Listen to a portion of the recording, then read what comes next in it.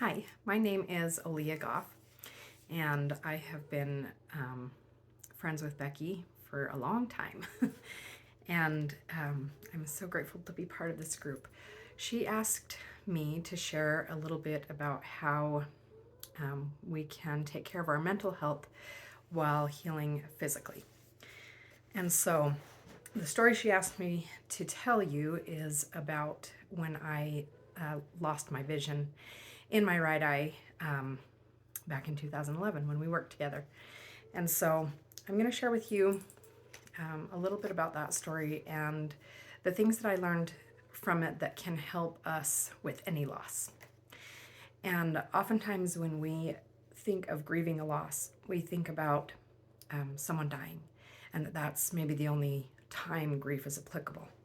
But I have learned, starting with that experience, that grief applies to any loss, and it can be a loss of some physical loss with your body, with something that stops working or something that changes. And for me, it's been my eyes, my hormones. I had a hysterectomy at age 37, and that has thrown me into a balancing hormone journey. And it can be the loss of control in your life. It can be even having adult children who move out and the circumstances are rough for a while you figure that out. It can be someone else's choices that change things in your life. It can be losing a job. It can be losing a friend where you just don't get along anymore. You find that they're not good for you anymore. And so it can be any of those losses. Anytime that life is not the way it was for a while, that is a loss, and it actually does need to be grieved for our mental health. So I just wanted to make sure you understand that the story that I share is actually applicable to everyone. And whether it's been something that's happened in your life or will happen in the future, hopefully I say something that will help you. When I worked with Becky in 2011, I got in a car accident. And it was shortly after that I started noticing that I had stars. I would see stars when I would come in from outside. And I thought it was because of the car accident. So I started to seek, I went to my regular eye doctor, and he actually let me know that I wasn't crazy and that I had lost some central vision, and that really that wasn't his expertise. And so he referred me to some other people, and they were not helpful, and I was ready to accept that it was just permanent and that I was just going to have to learn to deal with it.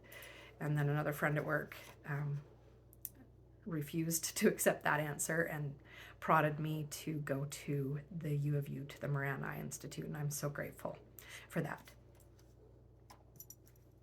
because I would have lost my vision in both of my eyes had I accepted that conclusion from the initial specialists. So when I got down to Moran, I saw 3 different doctors, and they were very concerned with the loss that I was experiencing, especially because it was in my central vision and it was moving quickly. And so after a few referrals within their department, I ended up at the retina specialist, who I still see today, and I love him. He's very intelligent and he cares about me.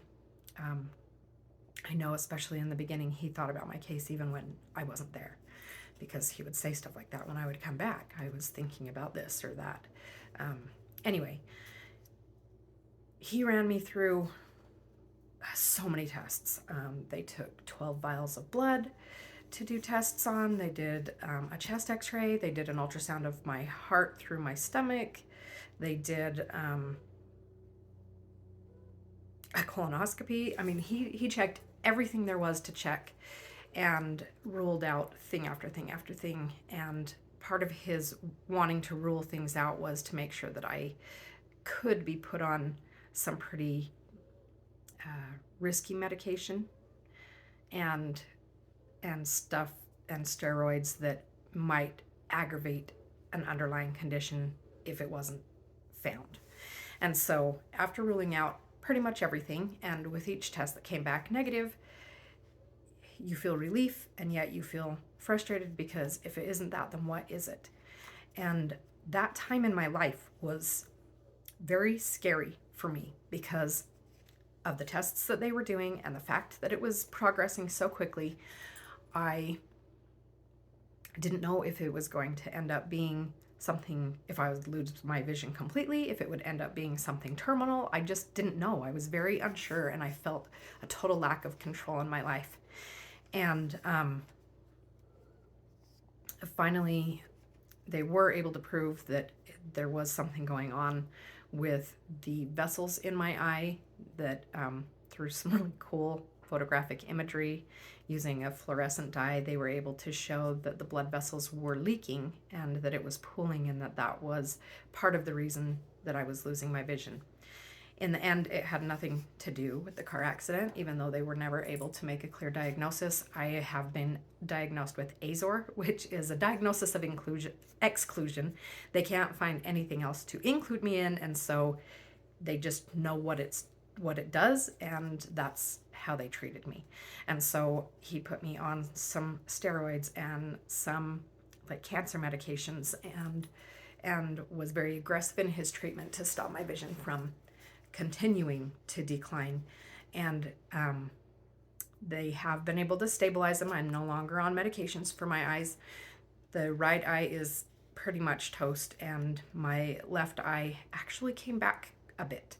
And so my vision in my left eye is about 20, 25, 20, 30 some days. And the vision in my right eye is, they say 2,300. So what you see at 300 feet, I have to be 20 feet from to see. So that is not very helpful. And honestly, like, it's like when you go swimming and you're wearing goggles and you come out and they fog over. That's what my right eye does. And the brighter the lights, the more white it becomes. And it's affected my day vision and my color vision.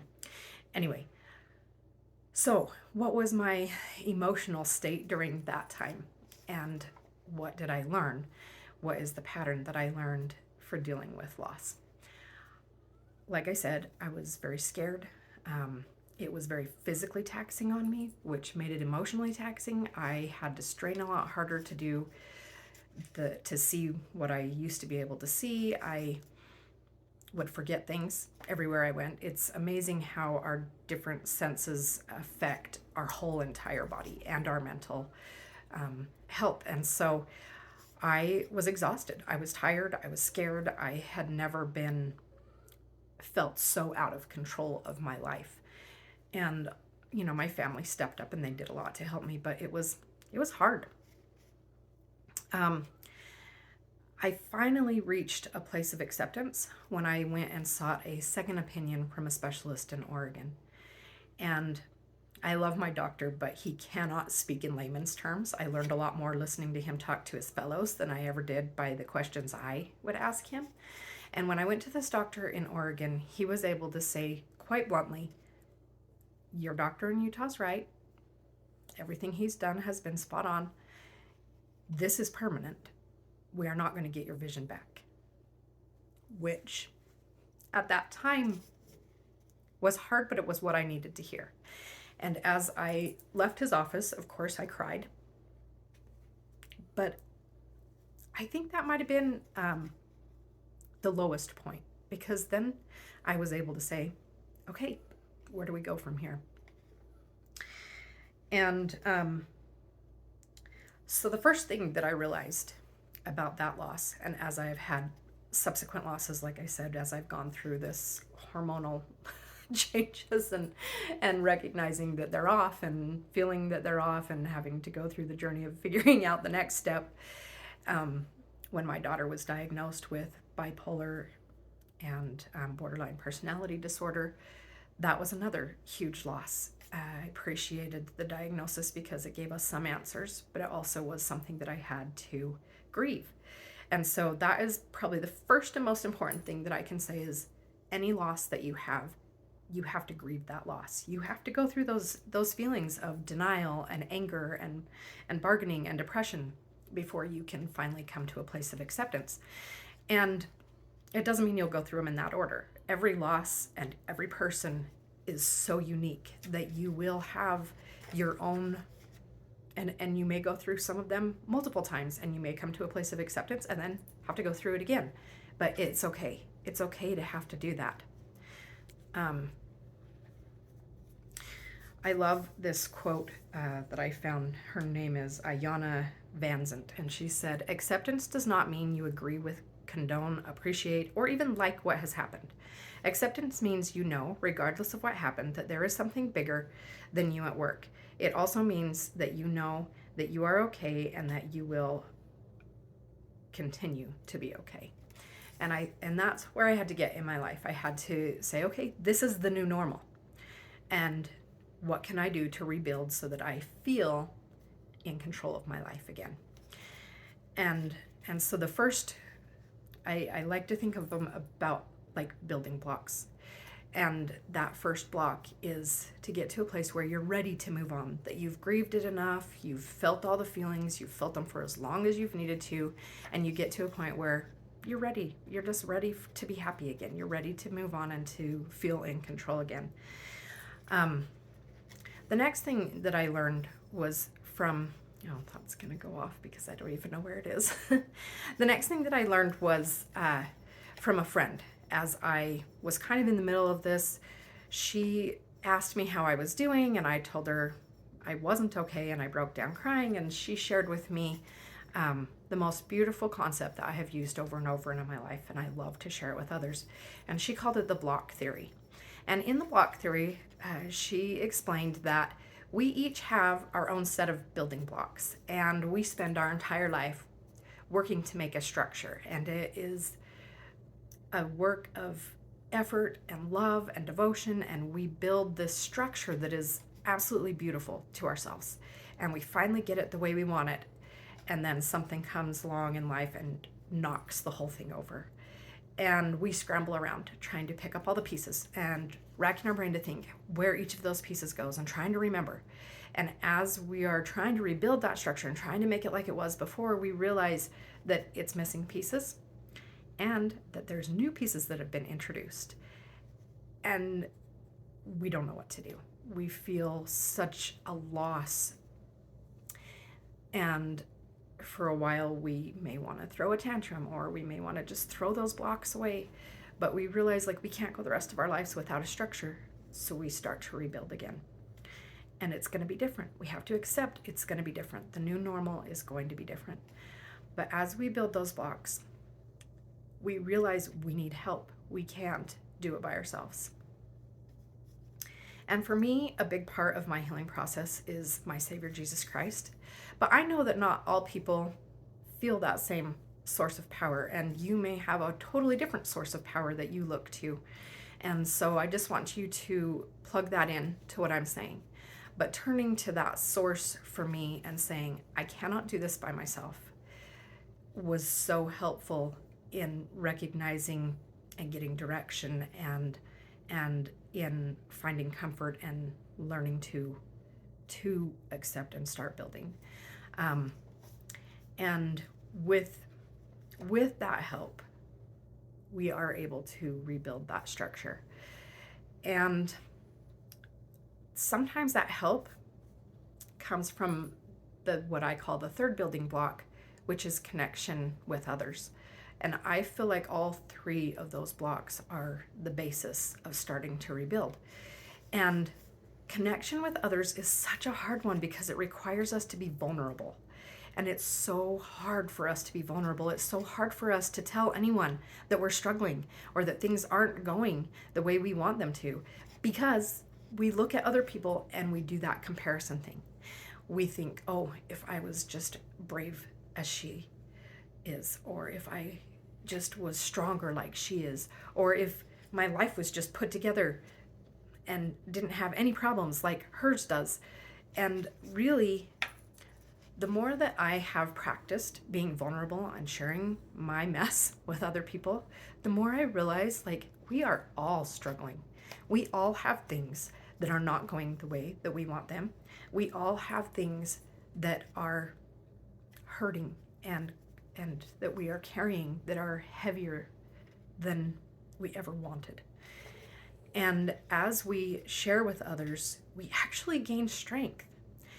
We either help them in their journey through what we share, or they become more compassionate about the things that we are going through because they recognize our life isn't as perfect as it looks like on the outside.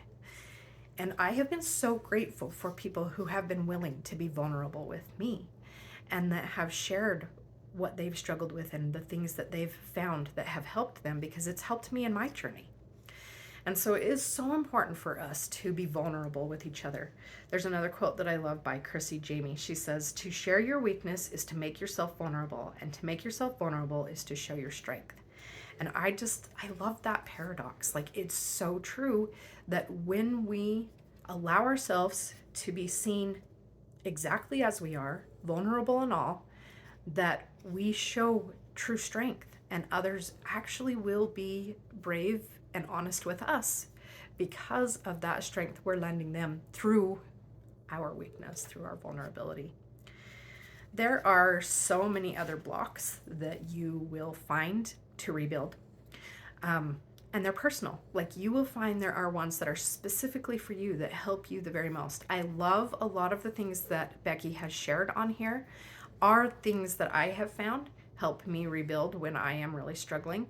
And they are the things that take care of our mental health. They are exercise, they are music, they are seeking help from someone professional, they are talking to friends. It might be laughing. Like, to me, that one is a huge rebuilding block for me. When I get to a point where I'm ready to laugh again, I know I'm starting to heal. And that helps me even more. We make a lot of jokes in our family. We tease each other about our weaknesses because as we laugh about them, we realize they don't have the power over us that they once did.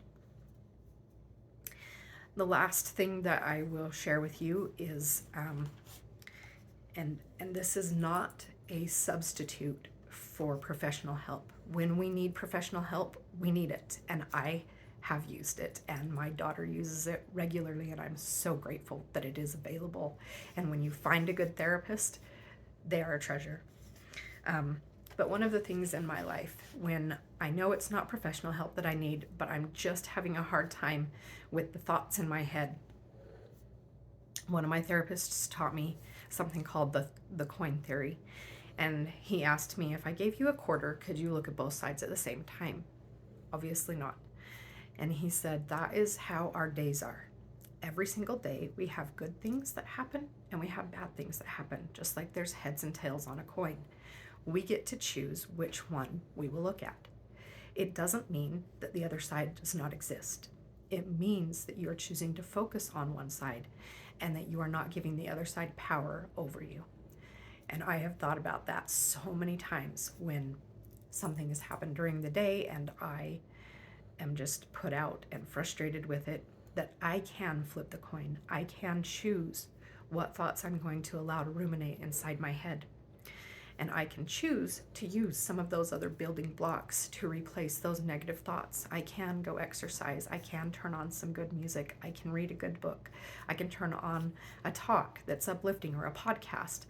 And I am so grateful that we have so many different resources and ways that we can help ourselves with our mental health, even when we're struggling with physical matters. So hopefully there was something that I shared with you that you will be able to take away. And if you are in one of those times where you're struggling because there's some big change that's happened in your life, please know that you're not alone and that it's okay to not feel normal and that you will find a new normal as you start to rebuild.